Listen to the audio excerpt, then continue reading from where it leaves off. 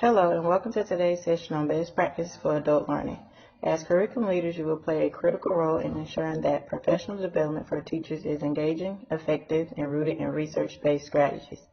In this presentation, we will explore the foundational principles of andrology, discuss the importance of applying these principles in professional development, identify best practice for delivering instruction to adult learners, and address the impact of biases on presentation effectiveness.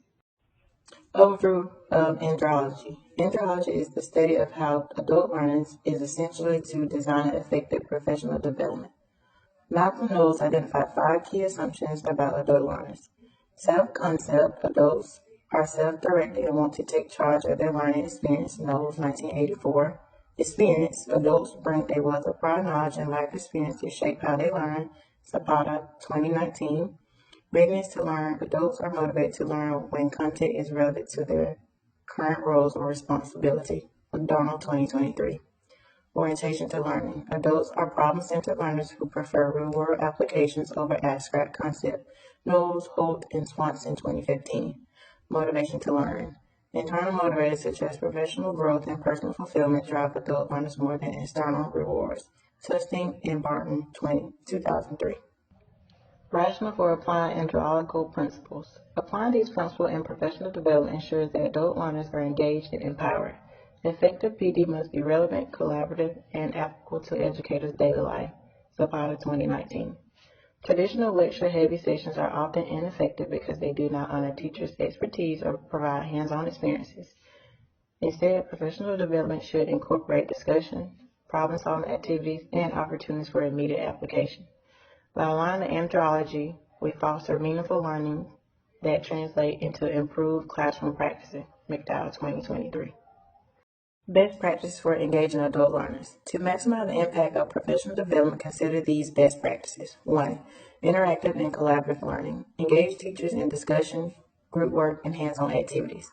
Collaborate learning leverages the collective expertise of educators and encourages shared problem solving. McDowell, 2023. Number 2.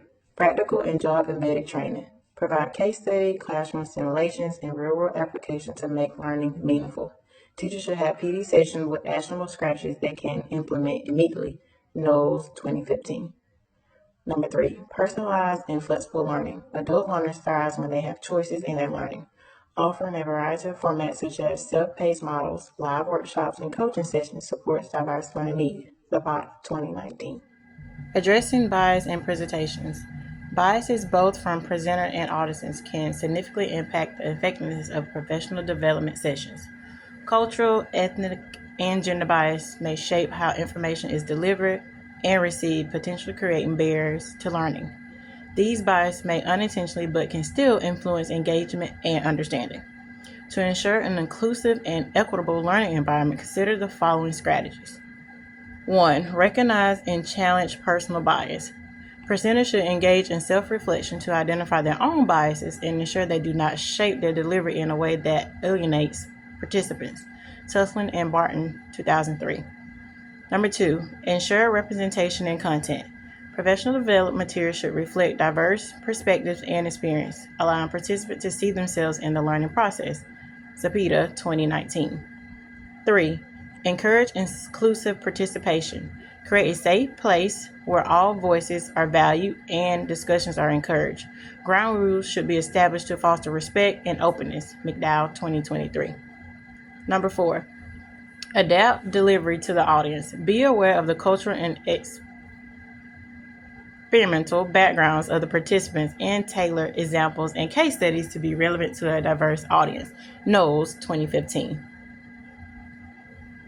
Audience bias. Number 5.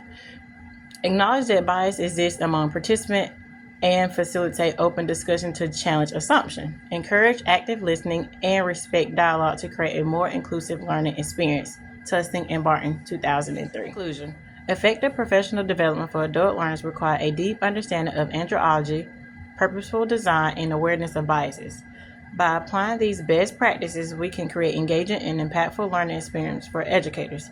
Thank you for your time and dedication to fostering professional growth in your school. Here's a way bias can be addressed in professional development. Consider a scenario where a school district introduced a new reading curriculum. During a professional development session, the facilitator, an experienced educator, unintentionally favored examples from Western literature and overlooked the diverse backgrounds of the teachers in attendance.